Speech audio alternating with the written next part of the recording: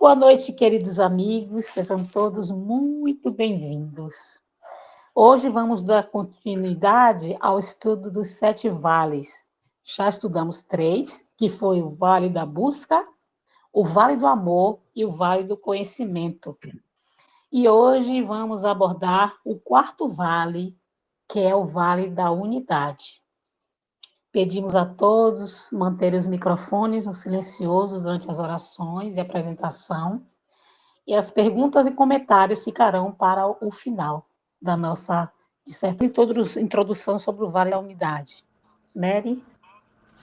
Ok. Então,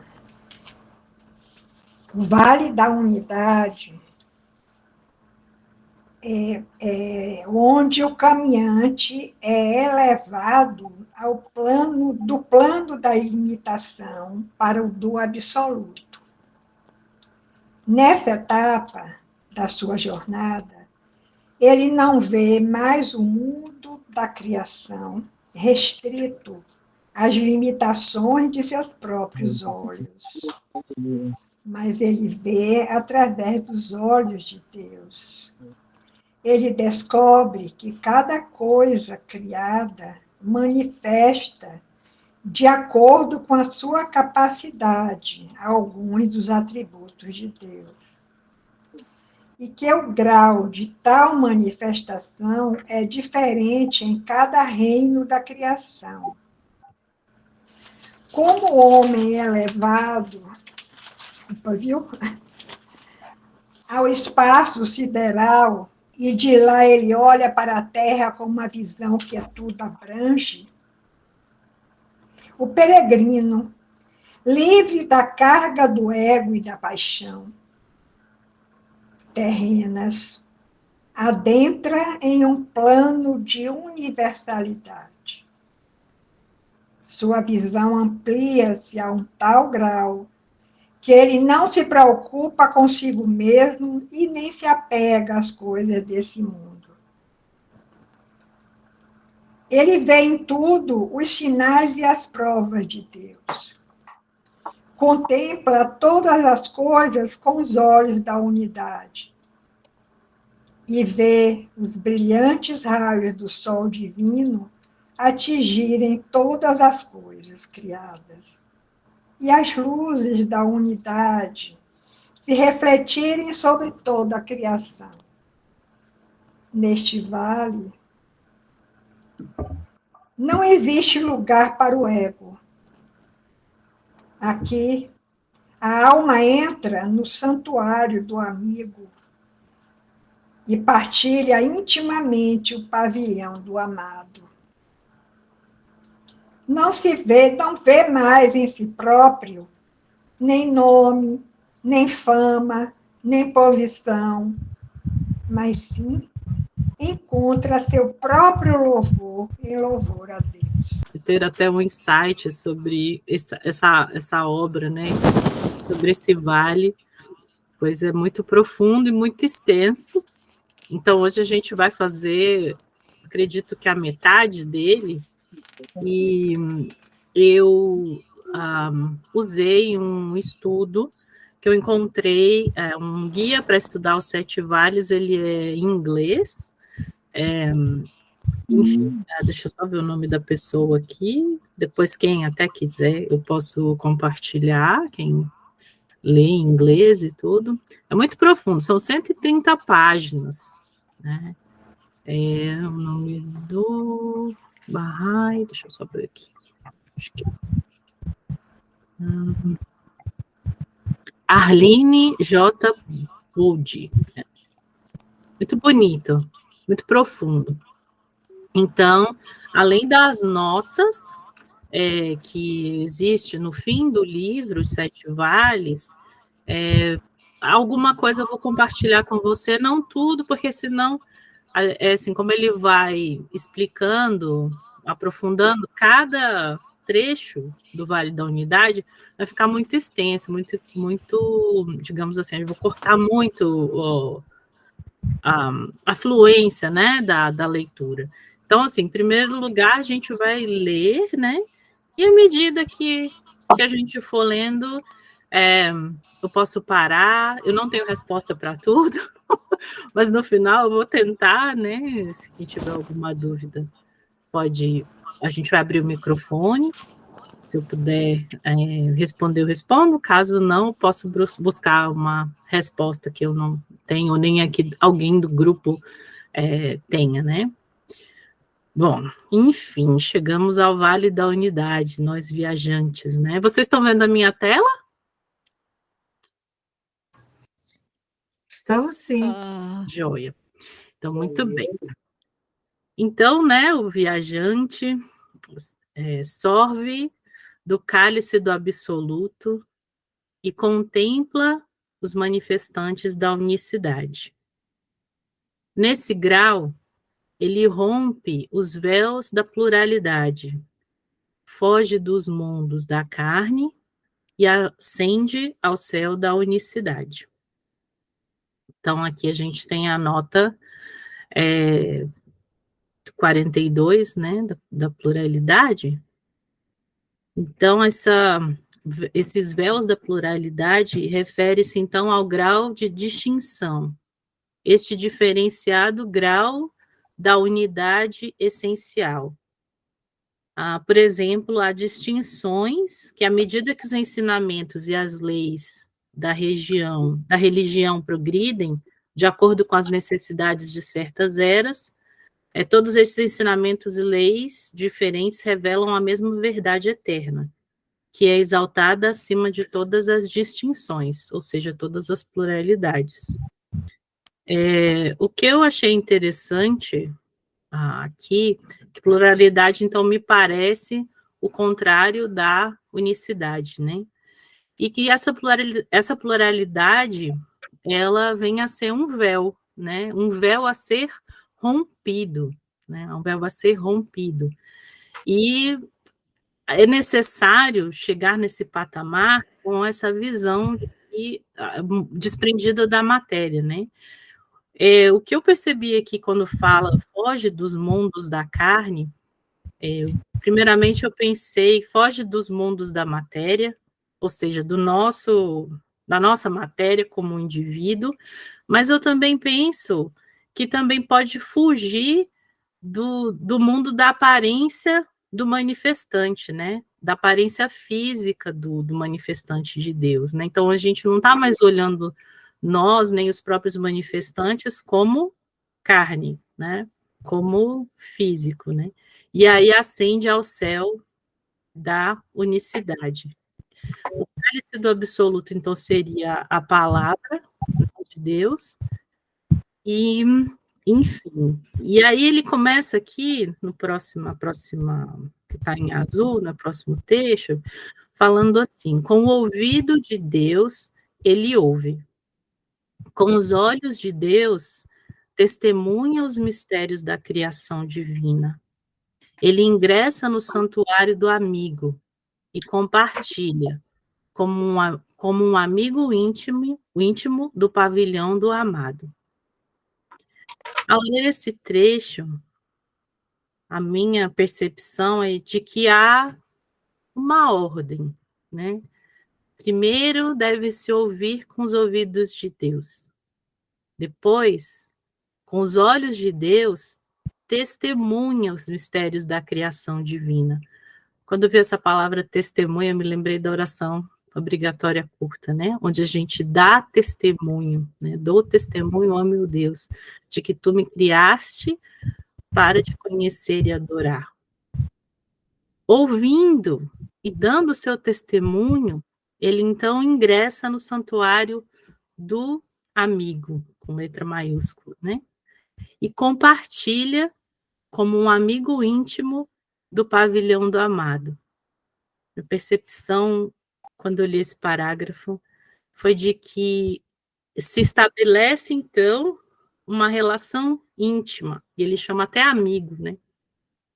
E a gente está, o quê? Dentro de um santuário, de um pavilhão, né? Quando então se rompe esse véu. A mão da verdade, ele estende dentro da manga do absoluto. ele revela os segredos do poder. Essa relação, então, além de você estar nesse pavilhão do amado, você, então, tem a mão ali, né? A primeira impressão que eu tive foi a mão da verdade, ele estende dentro da manga do absoluto, ou seja, se estabelece uma relação de intimidade, eu estou chegando mais perto.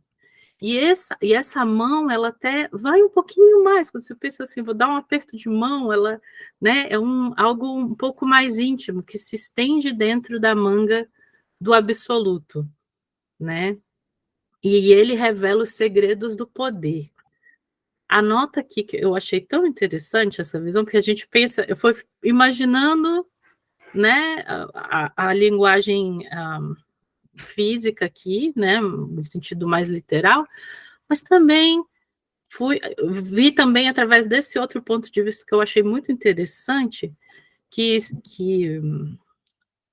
esse autor, né, o Julien fala, ou a Julien, não sei se é uma mulher, fala, estender a mão da verdade da manga do absoluto pode significar que agora mostramos essa verdade em nossas atitudes, nossas ações e nosso modo de vida, revelando os segredos de seu poder ao mundo e a nós mesmos. Dia a dia, nossa força de vontade aumenta e os sinais de Deus e virtude se tornam mais aparentes. Eu acho que à medida que a gente se aproxima da revelação e aprofunda os nossos conhecimentos, então a gente também muda a nossa ação, né? A mão tem muito a ver do que a gente faz, né?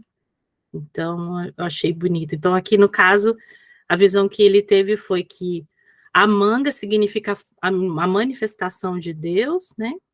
E a mão da verdade, né? Seriam então os ensinamentos e o poder que agora a gente tem acesso e que através de nossos feitos a gente pode, enfim, né?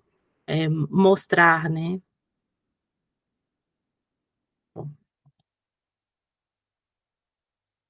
Não vê em si próprio nem nome, nem fama, nem posição, mas encontra seu próprio louvor no louvar a Deus.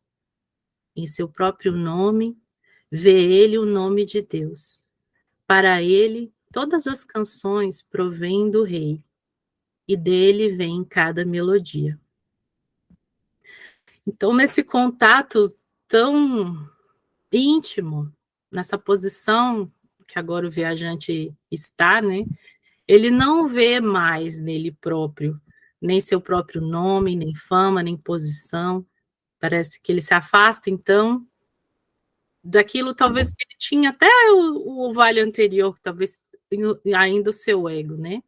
Mas ele encontra seu próprio louvor no louvar a Deus, né? Aqui, vamos ver aqui a nota. Então, falar ao desenvolver virtudes e tentar... Bom, primeiro, essa citação é de Rumi, né?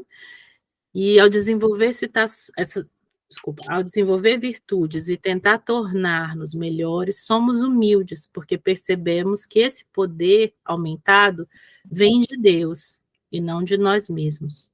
Somos apenas o reflexo pelo qual o Espírito de Deus se torna aparente. A citação, então, de Rumi, né? E uma palavra oculta que faz a gente refletir é: ó Filho do Espírito, nenhuma paz te é destinada a não ser que renuncies a ti mesmo e te voltes para mim, porque deves ufanar-te do meu nome e não do teu, em mim por tua confiança e não em ti próprio, pois desejo ser amado, eu só, e acima de tudo o que existe. Então todas as canções provêm do Rei e dele vem cada melodia. Então, aqui, próximo trecho, diz assim, o viajante, né? Ele assenta-se no trono de Dize, tudo vem de Deus, e repousa no tapete de nenhum poder ou grandeza há, salvo em Deus. As duas citações são do Alcorão. Aqui, eu também fui tentando me imaginar, né? Nesse caminho desse viajante, Ele tem um lugar, né? Ele se assenta-se no trono, mas não é uma cadeira qualquer, né? Um trono. É um lugar de distinção, um lugar especial, né? Quando a gente fala em trono, logo vem à nossa mente um lugar de majestade, enfim, de corte, de alguma coisa nesse sentido. Então, o viajante, ele se assenta, né? Ele se posiciona no trono, de diz e tudo vem de Deus. Ao mesmo tempo, eu penso assim, né? Ao mesmo tempo que estar nesse trono é um lugar também de humildade, porque olha a frase, diz e tudo vem de Deus. É o contrário, né? Um trono, mas eu sou tão humilde que tudo vem de Deus, eu não sou nada. E repousa nesse tapete. Então, esse trono está sobre um tapete, né? De uma outra citação, que é nenhum poder ou grandeza há salvo Deus. Será que esse trono, durante esse trono, ele tem um olhar mais panorâmico, né? Então ele fala, nenhum poder ou grandeza há salvo Deus. Ele contempla todas as coisas com a vista da unicidade e vê os brilhantes raios do sol divino que emanam do alvorecer da essência atingirem igualmente todas as coisas criadas e as luzes da singularidade refletirem-se sobre toda a criação. Então, sentado nesse trono, ele agora contempla, né, todas as coisas com a vista da unicidade e vê os brilhantes raios do sol divino que emanam do alvorecer e da essência atingirem igualmente. Esse sol atinge todas as coisas de maneira uniforme, igual, né? E as luzes da singularidade refletirem-se sobre toda a criação. Bom. É claro para ti, ó eminência. Eminência é o ministro, né, a qual Bahá'u'lláh envia os 7 vales, o ministro da escola dos Derviches. Né? Então, é claro para ti, ó eminência, que durante as etapas de sua viagem, todas as variações que o peregrino percebe nos reinos da existência procedem da sua própria visão. Então, aquilo que se contempla nesse caminho depende da própria visão do viajante, né? Então, o significado deste versículo, as variações de que o peregrino percebe nos reinos da existência procedem de sua própria visão, é expresso em outros escritos de Bahá'u'lláh. Então, daremos um exemplo. Daremos um exemplo disso. Para que seu significado se torne inteiramente claro, considera o sol visível.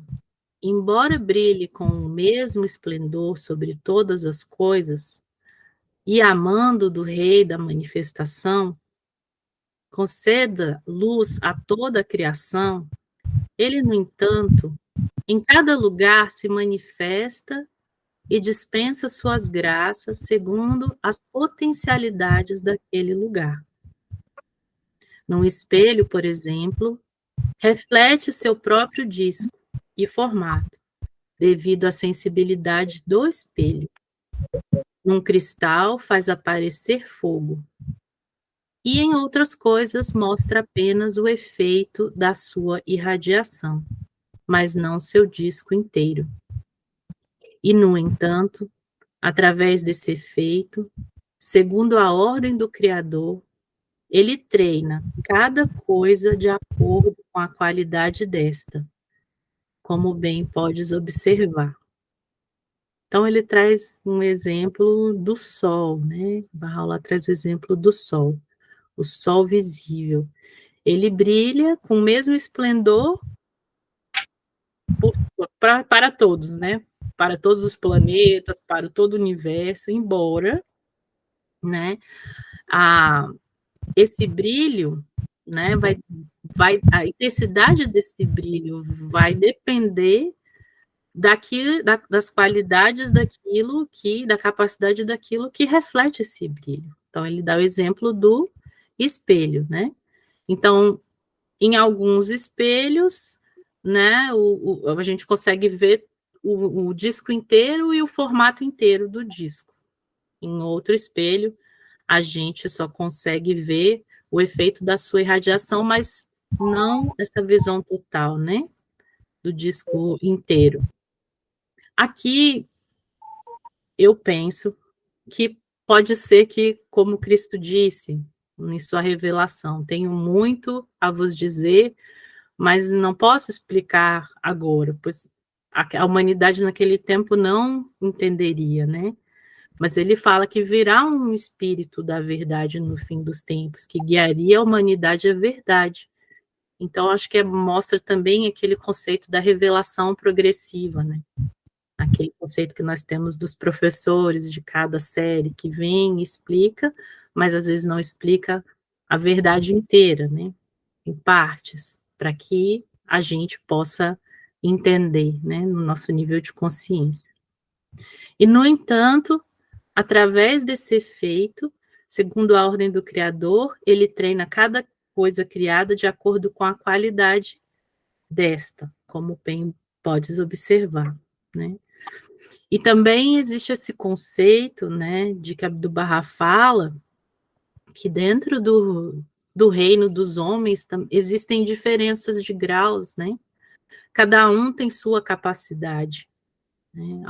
Alguns cabem na palma da mão, outras cabem num recipiente maior, né? Em inglês é bucket, não sei em português. Então cada um tem o seu quinhão, cada um tem a sua capacidade, né? Aí ele dá um outro exemplo, muito bonito, por sinal. Outro sim, as cores tornam-se visíveis de cada objeto segundo a natureza desse objeto. Num globo amarelo, por exemplo, os raios reluzem amarelos. Num branco, são brancos os raios. E num vermelho, raios vermelhos se manifestam. Portanto, essas variações são do objeto e não da luz radiante. E se um lugar for fechado à luz por paredes ou um teto, ficará inteiramente privado do esplendor da luz, nem poderá o sol ali brilhar. Então, um conceito, né, também metafórico, mas de muita beleza, e, enfim, nós temos todas as cores, né, do arco-íris, e a luz, quando incide naquele objeto que tem aquele pigmento, aquela natureza daquela cor, vai refletir somente aquela cor, né? E a luz, ela tem todas as cores contidas nela. Então, aqui, a gente pode também pensar nas manifestações divinas, cada uma delas com as suas particularidades diferentes, em lugares diferentes, épocas diferentes, povos, culturas diferentes, né? Mas a forma do globo, a cor do globo pode ser diferente, mas elas emitem, o que importa é que a luz que passa sobre elas vem da mesma fonte, né? Mas também penso que também vale para a gente pensar nas nossas capacidades individuais, né? Que cada um tem a sua personalidade, seus talentos, né? Como isso reflete em nós, no reino humano, né? No reino da criação. Assim, deixa eu só ver aqui, acho que tem um conceito. Acho que é no próximo. Bom, assim é que certas almas inválidas confinaram as terras do conhecimento dentro dos muros do ego e da paixão, e as têm nublado com ignorância e cegueira, ficando privadas da luz do sol místico e dos mistérios do eterno bem-amado. Então, no parágrafo anterior, no trecho anterior, fala também de objetos os quais nunca receberão essa luz, porque eles estão fechados, né, por paredes ou por um teto. Algo bloqueia o objeto que está dentro, né, desse recipiente, né. Então, aqui Bahá'u'lláh fala que essas almas inválidas, né, se confinaram às terras do conhecimento dentro dos muros do ego e da paixão. Então, o que bloqueia o sol de chegar a esse objeto é o ego e a paixão. E as têm nublado com a ignorância e cegueira, ficando privadas da luz do sol místico, dos mistérios do eterno bem-amado. E o que acontece, então, com essas almas, né? E tem vagueado longe da preciosa sabedoria, da fé lúcida do Senhor dos Mensageiros, sendo excluídas do santuário do Todo Formoso, e sendo banidas da Caaba do esplendor, é o quanto vale o povo desta era. A Caaba aqui, nós vimos no primeiro vale, né, que é o Queblé, né, o lugar onde está a última manifestação divina. Então, essas almas, quando se ficam confinadas no muro, né, do ego e da paixão, vagueiam longe da preciosa sabedoria da fé lúcida do Senhor dos Mensageiros, né? E se um rouxinol alçar voo do barro do ego, e aninhando-se no roseiral do coração, relatar em melodias árabes e doces canções iranianas os mistérios de Deus, das quais só uma palavra traz vida nova e fresca aos corpos dos mortos e concede o Espírito Santo aos ossos deteriorados dessa existência. Então, aqui o roxinol, a referência, nas notas do livro fala, pode-se dizer respeito a qualquer mensageiro de Deus, incluindo o próprio Bahá'u'lláh, ou mesmo qualquer pessoa santa. Porém, aqui existe, né, falando que esse rouxinol revela, né, melodias árabes e doces canções iranianas, ou seja, em persa. Então, Bahá'u'lláh revelava nas duas línguas, né? E essas palavras todas, né, de todas essas palavras, uma só delas, e Bahá'u'lláh deixou centenas de volumes, né, de sua revelação, apenas uma palavra traz vida nova e fresca aos corpos dos mortos, e concede o Espírito Santo aos ossos deteriorados dessa existência. Aqui, os corpos dos mortos, pode ser o nosso corpo físico, né, que está morto no espírito. Cristo fala, né, que nós temos dois nascimentos, né, um da carne e um do espírito. Então, uma palavra, que é a palavra criativa, traz uma nova vida ao indivíduo e concede o Espírito Santo aos ossos deteriorados dessa existência. A gente pode também pensar na civilização, né? Os ossos deteriorados são o que sustenta nessa civilização, que nós Baha'is sabemos que existem dois processos, e um processo da civilização antiga está se deteriorando, né? Está se desintegrando. Verás 1000 garras de inveja, miríades de bicos rancorosos que o perseguem e que com todas as forças intentam sua morte. Então, aqui acho que um recado, né, aos que estão no poder, de alguma forma, quando a manifestação aparece, essas pessoas que têm essas posições muito altas, estão apegados ao ego, à paixão, né, se sentem às vezes incomodados, né, e tentam destruir esse poder divino, né, são entregues aí às garras da inveja, né, do rancor.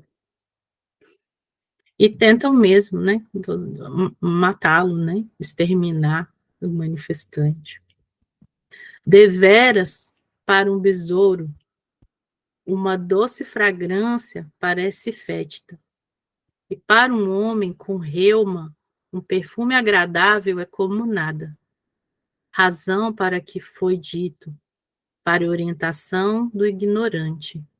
Limpa a tua cabeça, a reuma, mal febril, e aspira o sopro divino, primaveril. Então, reuma, fui procurar no dicionário, é aquele humor espesso, que quando a gente está gripado, forma e tampa ali as nossas vias aéreas, né? Então, o famoso catarro, que impede da gente respirar, sentir o cheiro, né? Então, fala aqui que um besouro pode, uma flor que emite uma fragrância agradável, perfumada, né? Para um besouro pode parecer fétida. Então, no caso, essas lideranças religiosas, enfim, os que são contra, né, que não aceitam. E aquele que está entupido na cabeça, ele fala que um mal febril, ou seja, que deixa doente, né, impede de aspirar o sopro divino primaveril. Essa situação é de Rumi. Em suma, as diferenças entre os objetos já se tornam agora claras. Então, aqueles objetos de cores diferentes, ou seja, aqui a linguagem é muito bonita, é muito mística, porque parece que ora está falando dos manifestantes que são diferentes, mas ao mesmo tempo são um, mas ao mesmo tempo traz as diferenças de níveis de confiança de consciência, desculpa, entre os homens, né? Todos os objetos, está tudo claro agora. Assim, quando o viajante contempla apenas o lugar da manifestação, isto é, quando olha apenas os globos multicolores, vê amarelo e vermelho e branco. É por essa razão que o conflito tem predominado entre as criaturas, e uma tenebrosa poeira, provinda de almas limitadas, tem encoberto o mundo. Então, aqui tem esse conceito, né, de que quando a gente vê as cores diferentes, o conflito começa a acontecer, né, entre as religiões, nós também.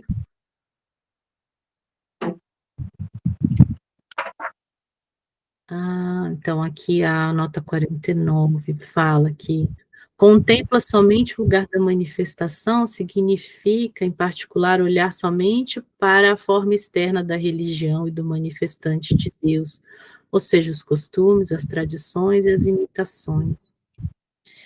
E consequentemente, falhar em ver a única transcendente e limitada fonte da qual a religião, a manifestação, origina-se.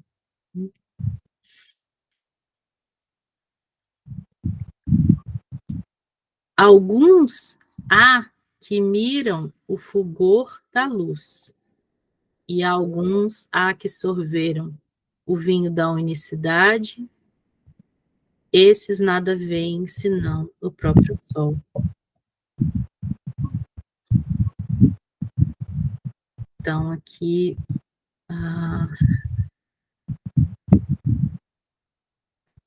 fala de um outro tom, de um outro ponto de vista, que é aqueles que creem no espírito emanado através das manifestações. Aqui, alguns que miram o fulgor da luz têm um ponto de vista que são aqueles que olham e veem o espírito divino em apenas uma das manifestações. E o primeiro ponto de vista é aqueles que não veem nenhuma manifestação.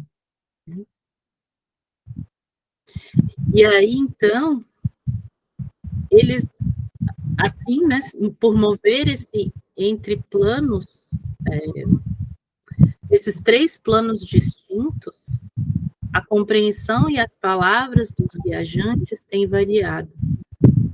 E por isso o sinal do conflito manifesta-se continuamente na Terra, pois há alguns que habitam no plano da unicidade e desse mundo falam, e há alguns que residem nos domínios da limitação, e alguns nos graus do ego, enquanto outros se acham completamente velados.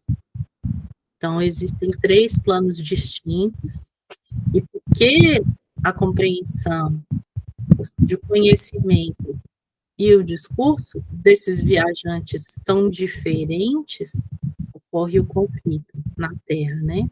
E aí é que ele fala que existem, então, 4 tipos de pessoas. O tipo 1, que são alguns de nós que acreditam na revelação progressiva e na unicidade de todas as manifestações, que refletem o Espírito Santo e que compartilham esse conhecimento com os outros. O tipo 2 são alguns de nós que acreditamos apenas em uma das manifestações que reflete o Espírito Santo. Então, tem sua compreensão limitada. O tipo 3 são alguns de nós que obscurecem nessa crença com uma visão auto-orientada, ou temos uma preocupação com determinado lugar, tempo e corpo humano de uma manifestação particular, não percebendo que os corpos são apenas o veículo do Espírito Santo. E o tipo 4, que são alguns de nós que fechamos as mentes e não cremos em Deus, em nenhuma das suas manifestações, não somos receptivos à busca da verdade. Então, aqui é a razão do conflito, né? Assim, pois as pessoas ignorantes na época, privadas de um quinhão do esplendor da beleza divina, fazem certas alegações em cada era e cada ciclo, infligem ao povo do mar da unicidade aquilo que elas próprias merecem. Então, aqui acho que vai um recado também, a nota que diz que elas infligem aos manifestantes e crentes o que elas próprias merecem, daí a compreensão de que os mensageiros de Deus oferecem suas vidas como um resgate no lugar da morte que nós merecemos, a fim de que possamos alcançar a vida eterna. Não acreditando na nova manifestação, portanto, não podendo se beneficiar da sabedoria divina, alguns de nós nos enganamos, enganamos outros, né? E através de suas vidas, alguns de nós permanecem ignorantes e são enganados. Não são aqueles os líderes que guiam o povo, né, para longe dessa verdade, como eles perdem suas posições, porque é uma nova revelação. O que acontece é que eles estão privados de ganhar alguma coisa com essa revelação, então guia o povo no caminho errado, né? Tem trecho de Abdu'l-Bahá que fala sobre isso, né? Fosse Deus punir os homens pelos seus feitos perversos, não deixaria a eles sobre a terra uma só coisa vivente, mas até o fim de um prazo determinado, ele lhes concede trégua. Então, acredito que Deus fosse punir, né? Pelos feitos perversos, nada sobraria na terra. Mas ele dá um prazo, ele dá um tempo para que se arrependa, para que possa ver, né, a verdade e mudar, né, a direção. A Bíblia fala, né, que no fim dos tempos, na escuridão, quem guiaria, né, o que guiaria seriam as estrelas, não o verdadeiro sol, né, nas profecias. Ó meu irmão, um coração puro é como um espelho, limpa-o com o polimento do amor e do desprendimento de tudo exceto de Deus, para que nele possa brilhar o sol verdadeiro e a manhã eterna alvoreça. Tu verás então com clareza o que significa nem minha terra, nem meu céu me contém, mas o coração de meu servo fiel me contém. Então, aqui há uma comparação do coração puro de um ser humano como um espelho. E um pedido de limpar esse coração com o polimento do amor e do desprendimento. E limpando esse espelho dessa poeira, então, ele pode brilhar, pode refletir o sol verdadeiro, né? E amanhã eterna alvoreça. Amanhã eterna alvoreça, eu penso que seja a vida eterna, né? Que é uma manhã eterna, o dia tem manhã, tarde e noite. Tem tempos, né? E aqui fala de uma manhã eterna aqui. O meu entendimento é a vida eterna. E tomarás tua vida em tua mão, a verdadeira vida, e a lançarás com infinito anelo diante do novo bem-amado. A entrega total, né? Sempre que a luz da manifestação do Rei da Unicidade se estabelece no trono do coração e da alma, o brilho dele torna-se visível em cada membro e cada elemento do corpo. Então aparece algo que é uma, uma mudança muito grande, né? E ela é visível. Então, cada membro e elemento do corpo. De novo, eu penso, o corpo físico, né? A matéria, que é feita cada um de nós, vai brilhar, né? Cada átomo nosso vai brilhar. O membro e o elemento, que nós somos feitos de células, né, de átomos, mas ao mesmo tempo eu penso que através de nossas ações, também o membro e o elemento do corpo, eu penso também na humanidade, né, nas instituições, nós como membros das instituições, né. E aí Bahá'u'lláh deixou todo também uma série, né, enfim, de assembleias, de corpos, né, consultivos, caso universal de justiça, né, onde essa luz dele vai brilhar no indivíduo e na sociedade. Então, o mistério da famosa tradição reluz em meio às trevas. Um servo é atraído a mim em prece até que eu lhe responda.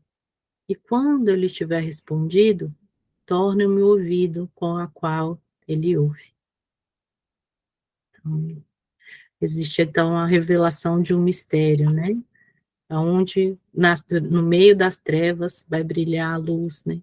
E aqui ele fala que um servo é atraído a mim em prece, através da oração, da súplica. E então, nós devemos orar, né? Um servo é atraído a mim em prece, até que eu lhe responda.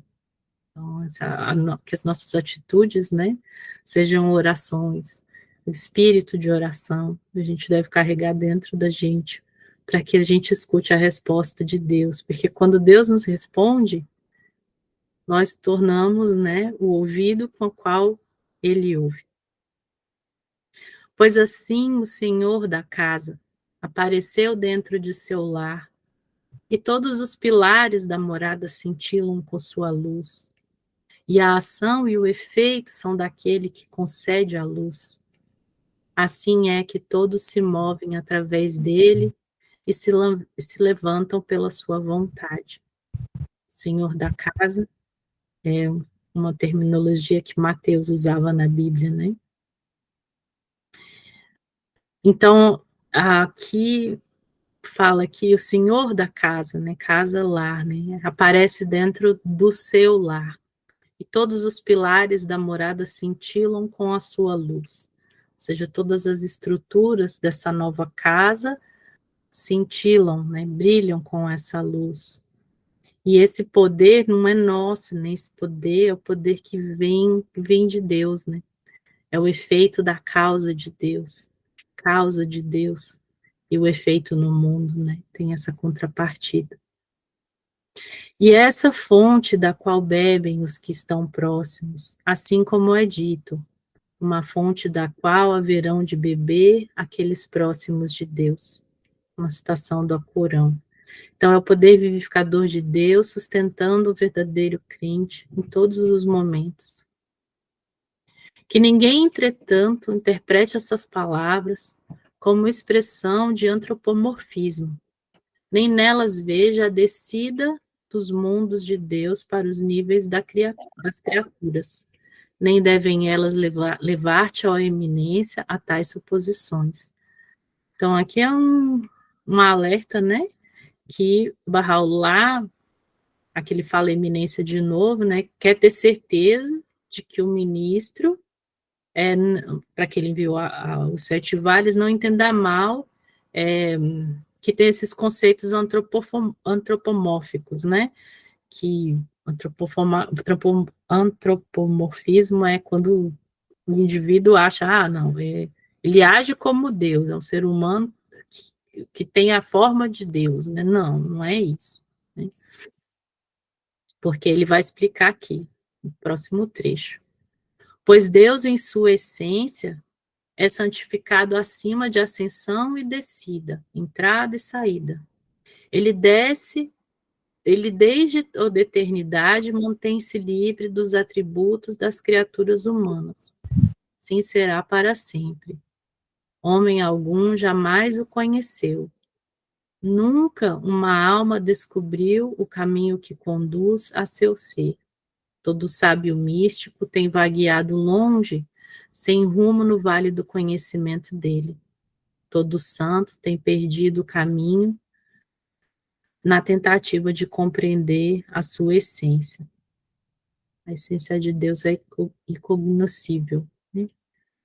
Então, nunca viremos atingir a presença direta, né, literal de Deus. É como nós tentarmos nos aproximarmos do sol, né? Seríamos consumidos. Santificado é ele, acima da compreensão dos sábios, elevado além do conhecimento dos que conhecem. O caminho está fechado, e procurá-lo é impiedade. Sua prova está em seus sinais. Seu ser é sua evidência. Então, aqui esses 2 pontos, quando falo o caminho está fechado e sua prova está em seus sinais, seu ser é sua evidência, são verdades teológicas centrais. O caminho está fechado refere-se à inacessibilidade da essência de Deus. E sua prova está em seus sinais, seu ser é a sua evidência, quer dizer que Deus é somente reconhecido através de seus atributos. A prova do sol é a sua própria luz, que ilumina e envolve todas as coisas. Por isso, os que amam a face do bem-amado disseram: ó tu, cuja essência tão somente mostra o caminho que conduz à tua essência, e que estás santificado além de qualquer semelhança com tuas criaturas. Também, essa é uma citação de Muhammad.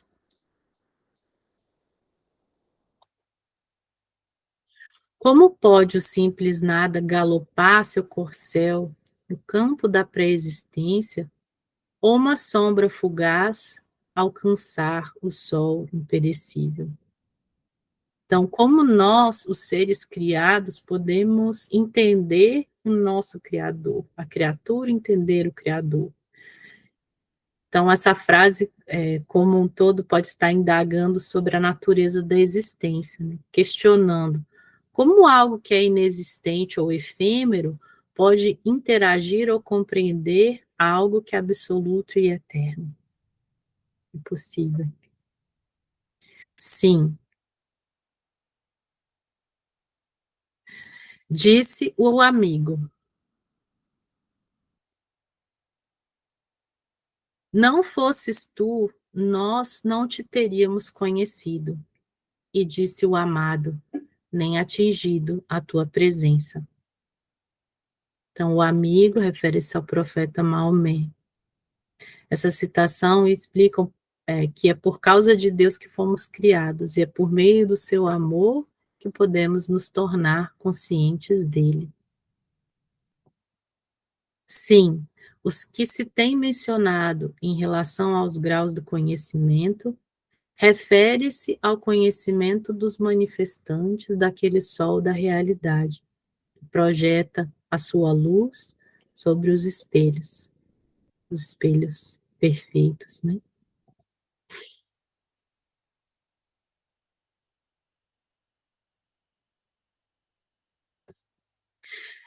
E o esplendor dessa luz está nos corações, embora se ache oculta sob os véus dos sentidos e das condições dessa terra, do mesmo modo que uma vela dentro de uma lanterna de ferro. Somente ao ser removida, a lanterna que é a luz da vela irradia-se. Aqui me parece que existem dois tipos de luz, né? A luz da própria lanterna e a luz da vela. A luz da vela significa essa luz divina, e a lanterna me parece ser os nossos 5 sentidos, como a gente vê o mundo, né? Mas porque fala de ferro, né? Algo pesado, né? Mas que tem ali sua própria capacidade, né? De iluminar, de ver. Mas essa lanterna, ela tem que ser removida para que a luz de Deus possa brilhar, né? E se a gente for ver, assim, a vela é uma chama, é algo tão frágil, né? Tão sutil, né? Tão desprotegido, mas uma lanterna de ferro parece que existe essa proteção, né?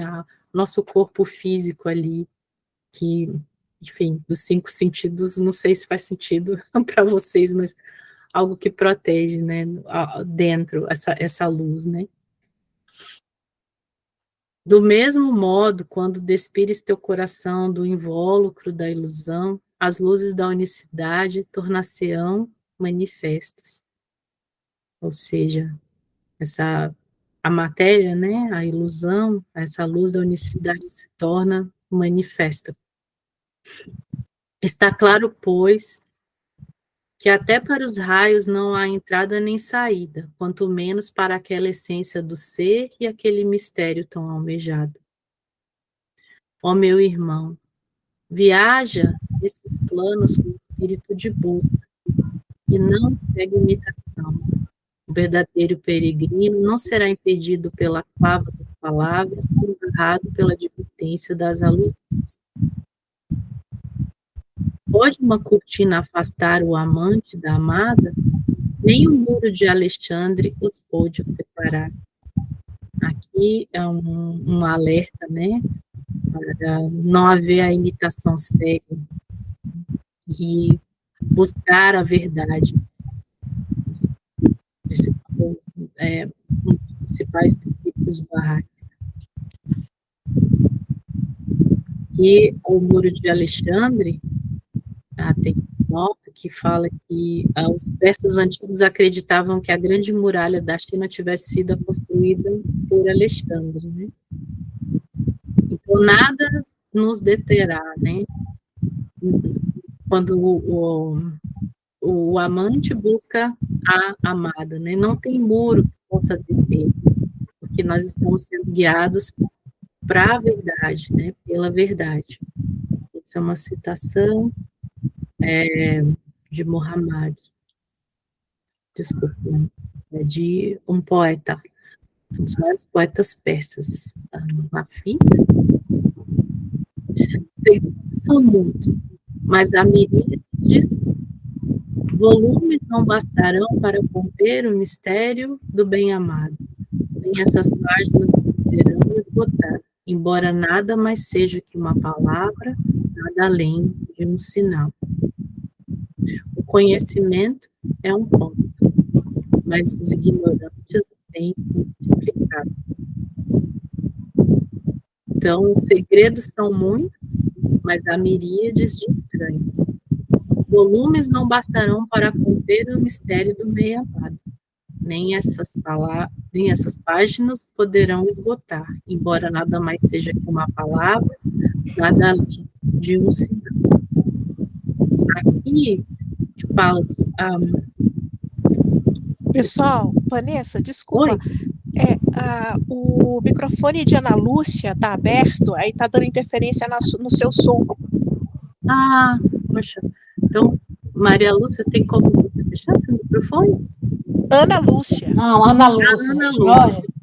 Jorge, Ana, vocês podem fechar o microfone, por favor, queridos? Obrigada.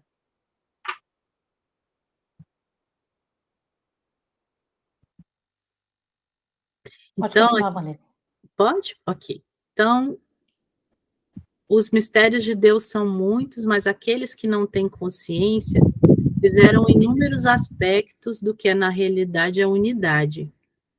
Não pode haver livros suficientes para guardar esses mistérios. E estas páginas sobre os 7 vales não explicarão todos os mistérios. No entanto, esses mistérios não são mais do que uma palavra, não mais do que um sinal. Eu lembro muito do seu Razi, quando ele falava, que ele é de lá, né, do Irã. Então, ele dizia que os ulemás, né, eles continham livros e livros, pilhas e pilhas e pilhas de livros que explicavam o Alcorão. Então, e ele falava até, ele dava até um exemplo que era engraçado, que tinha lá escrito num desses livros que quando era para se fazer a oração obrigatória, se um crente estivesse fazendo a oração obrigatória, soltasse gases. Tinha que recomeçar tudo de novo, né? E isso nunca estava escrito no Alcorão, mas estava escrito num desses livros, né? Ou seja, quando fala que nessa frase que o conhecimento é um ponto, ou seja, a unidade é uma só, mas os ignorantes têm multiplicado esse conhecimento, né? Então fica confuso. Por isso que então Deus, de tempos em tempos, manda um outro manifestante, né? Para poder destruir aquilo que fizeram, essa confusão toda, e trazer a verdade única, né? E verdadeira. Bom, amigos, eu vou parar por aqui. Realmente é muito profundo. Desculpem aí, porque realmente é uma tentativa, conforme eu falei. Estou muito aquém ainda de entender tudo. Eu agradeço a paciência, o carinho, a presença de todos. Nós aqui que agradecemos essa explanação tão gostosa, tão suave, tão esclarecedora, né? E aí agora nós estamos abertos para comentários, perguntas. Antes, Shell tinha levantado a mão, agora a Bia levantou. Então, Shell, se você quiser fazer algum comentário, aí depois, em seguida, Bia.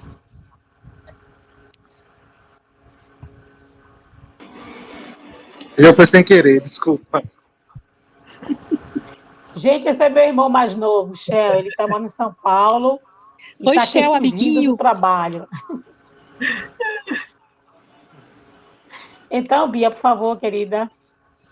Poxa, ele tinha levantado a mão logo no início, a gente ficou todo mundo curioso. Agora foi sem querer. Acontece. Que isso? Brincadeira. Olha, eu queria agradecer a Vanessa, que, nossa, foi tão bom. Você esclareceu tanta coisa, você tem um jeito de explicar, você tirou as dúvidas todas, com as notinhas, e com uma calma. Foi muito bom, muito obrigada, estou muito feliz. Obrigada. Espero que ninguém tenha dormido, porque minha voz, todo mundo fala que é muito calma. Não, dormiu não, porque Não o tem tema como dormir, é não. muito profundo. Não tem como. As coisas são tão lindas que são ditas aí que a gente fica aceso. Verdade. É muito lindo mesmo esse livro. Muito. Eu queria fazer uma observação, né, em relação a esse barco, né, a essa etapa do peregrino. É que nas três etapas anteriores, Bahá'u'lláh ele não discorre, não revela tanto quanto nesse vale, né? E ele, antes dele dizer que ele era um manifestante, ele estava em Bagdá, né, respondendo a esse juiz a carta, e ele se dirige ao juiz, ou à eminência e tal, né? Por quê? É como se Bahá'u'lláh estivesse dizendo para ele, né, que explicando as manifestações, né, a unicidade das manifestações. E porque, como vocês sabem, né, no Alcorão é dito, né, que o islamismo, né, era a última manifestação, porque falava no selo dos profetas. Né? Eles falam claramente no selo dos profetas, ou seja, eles diziam que era a última, não haveria outra. Né? E esse sufi, esse juiz, provavelmente ele tinha certeza, né, de que as manifestações tinham findado. Né? E aí, Bahá'u'lláh, nesse vale, ele explica, ele fala claramente, né, as manifestações que não tem começo nem fim, né? Na verdade, como ele diz, o conhecimento é um ponto, né? Por isso o Bab é o ponto primordial. Então,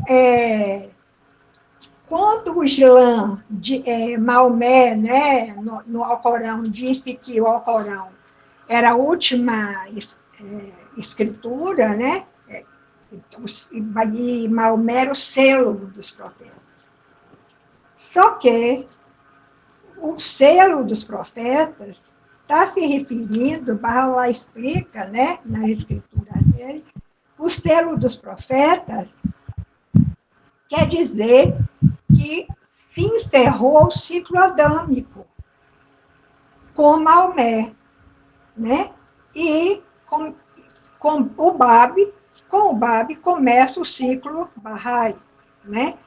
Então, era isso que eu queria dizer, que eu estou assim fascinada, né, com as explicações de Bahá'u'lláh sobre Vanessa explicou tão bem, né? Ela clareou para a gente que é muito profundo, tem muitos mistérios aí, né? Mas, enfim, eu acho que Vanessa explicou bem mesmo para a gente. Obrigada, viu, Vanessa? Maria Lúcia, eu acho que gostei muito da explicação que você trouxe mesmo, porque Bahá'u'lláh, quando a pessoa fala profeta, para mim, assim, Bahá'u'lláh é o cumprimento das profecias, né? Por isso que é o selo dos Todos, profetas. exatamente. Né? Então, o Bab significa a porta, porque realmente nós saímos do ciclo da infância, entramos no ciclo da maturidade. E o que é uma porta? Uma porta é algo fino, né? Que separa dois ambientes, né? Então, a revelação dele foi curta, breve, apenas 7 anos. O dia dele, né? Dispensação curta. E abriu a porta e veio anunciar aquele que Deus faria manifesto, né? Então, o livro Sete Vozes realmente foi um presente para mim, quando a Angélica convidou para a gente fazer esse estudo. Cada vez que eu leio, eu tenho uma percepção diferente e uma dica, assim, porque realmente é uma linguagem difícil, a gente tem que buscar, né? Quando fala que a gente adentra e vai se aproximando, então eu acho que fazer orações para a gente poder entender mais, romper mais esses véus. Eu, essa semana, fiz aquela oração da meia-noite, né, para que Deus mostrasse a verdade, e eu acredito que funcionou, porque eu li várias vezes, cada vez que eu lia, tinha momentos que me vinha lágrimas aos olhos, assim, que é muito bonito. Então, conselho mesmo, todos lerem sempre, ter como um livro de cabeceira, maravilhoso. Na próxima semana, Vanessa vai continuar com a segunda parte, né, do Vale da Unidade. Como a gente viu, é o vale o maior, né, de todos, né, em quantidade de páginas e explicações. Então, semana que vem, dia 1º/3, teremos a continuação com Vanessa sobre o Vale da Unidade. Posso dar um teaser? O teaser Sim. é uma provocação. O que a gente vai... Provoque! A gente vai falar sobre os reinos, né, da criação, e vamos falar também os reinos dos anjos. Ai, maravilha! Então, quem vier na próxima semana, a gente vai... Bia, olha nós, Maria Lúcia, Shell, Ana Lúcia, Chile, olha nós na fita.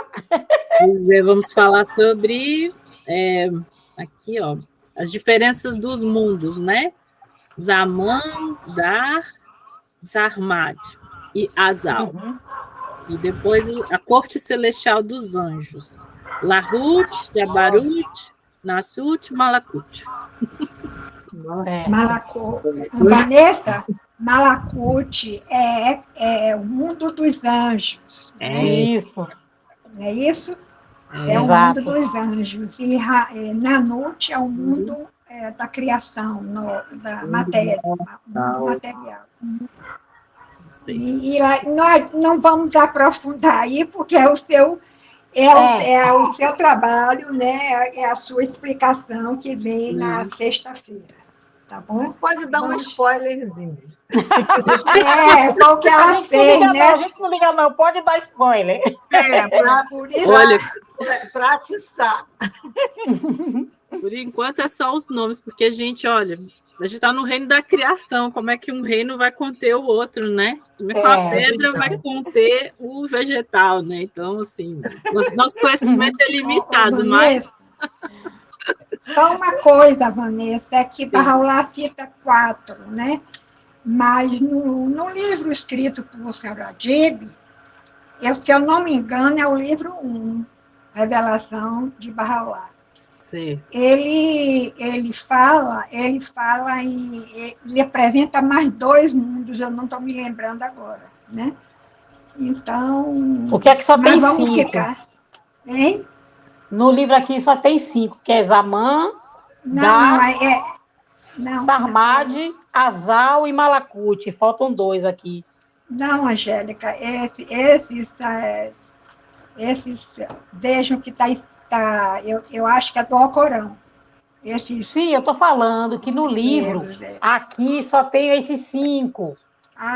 No livro de Adibes, tem aqui, ó. O Zaman, Dar. O Zaman é o mundo do tempo. Dar é o mundo da duração. O mundo da perpetuidade é Sarmad, que não é visível, mas não tem começo, nem não se sabe se tem fim. Azal, que é da eternidade, e Malakut, que é dos anjos. Que é esse que nós vamos tratar, entendeu? Sim. Que não está isso. Vou precisar das minhas colegas aí para poder explicar, porque aqui no livro eu tenho só isso. Bia e Maria Lúcia são craques. Vamos perguntar aos universitários, estudar bastante Maria Lúcia e Bia são craques nessas coisas de anjos. Sim, eu entrego logo. Não, Vanessa, maravilhoso, muito obrigada. Foi divina Foi sua apresentação. Obrigada. Deus em Bahá'u'lláh te abençoe por esse Nossa. momento maravilhoso. Eu quero agradecer também a todos, né? Tivemos presença de Vera, uma barra querida lá do Chile. Ela não ficou muito tempo, foi por causa do horário, né? Lá agora seria o quê? Por volta de 1h da manhã. Não, eu convidei Vera. A Vera está no Eu Brasil. também convidei. Ela está no Brasil, está em Lauro de Freitas. Ela já está aqui? E nem me tem um falou tempo. nada, aquela de pau. Eu convidei ela também. Eu pensei que ela estava no Chile. Nick pediu desculpa, né, que não pôde entrar por causa de que ele teve uma outra live, mas vai tentar entrar na próxima, e também o problema de horário, né, que lá são mais ou menos 11 horas da noite, lá na Inglaterra. E mais o seu Parvani, ele entrou, assistiu, né, e saiu quando terminou a explicação. Eu estou muito feliz de ver vocês, saudade imensa. Ai, vem cá. Você conseguiu que a Anne pudesse vir ou fica tarde para ela também? Fica tarde, eu mandei convite, mas fica muito tarde para ela. Só se for uma programação especial, assim, tipo, como ela teve, né, uma apresentação na pandemia sobre Sérgio, lembra? Aí Sim. Ela ficou acordada especificamente para isso. Mas lá a diferença aqui seria, lá seria agora por volta de meia-noite, 1h da manhã. Então, para ela é bem complicado, porque ela trabalha fim de semana. Ah, sim. Entendeu? Ela não trabalha durante a semana, não, só fim de semana na hípica. Jorge e Ana, querem fazer o comentário? Shirley? Só agradecer, Vanessinha, e a todo mundo, Bia, Maria Lúcia, você, Angeliquinha, Ana Lúcia e Jorge, Shell, que eu não via há séculos. Beijo em todo mundo, viu? Saudades. Obrigada por estar presente. Beijo. Obrigada pelo conhecimento. Obrigada, querida. Tchau, queridos. Gostaria de agradecer também, foi muito bom a explicação de Vanessa. Amei. Realmente foi muito bom, viu? Obrigada. Um beijão para todos, fiquem todos com Semana Deus, que vem tem mais, viu, Ana? Fica em Deus. Até a próxima semana. Tchau, gente. Boa noite, Alá Rapá. Obrigada pela presença. Até semana que vem, dia 1º/3, continuação do Vale da Unidade com Vanessa, viu? Ok. Tchau, amigos. Tchau. Tchau, queridos. Alá Rapá. Alá Rapá. Boa noite. Boa noite.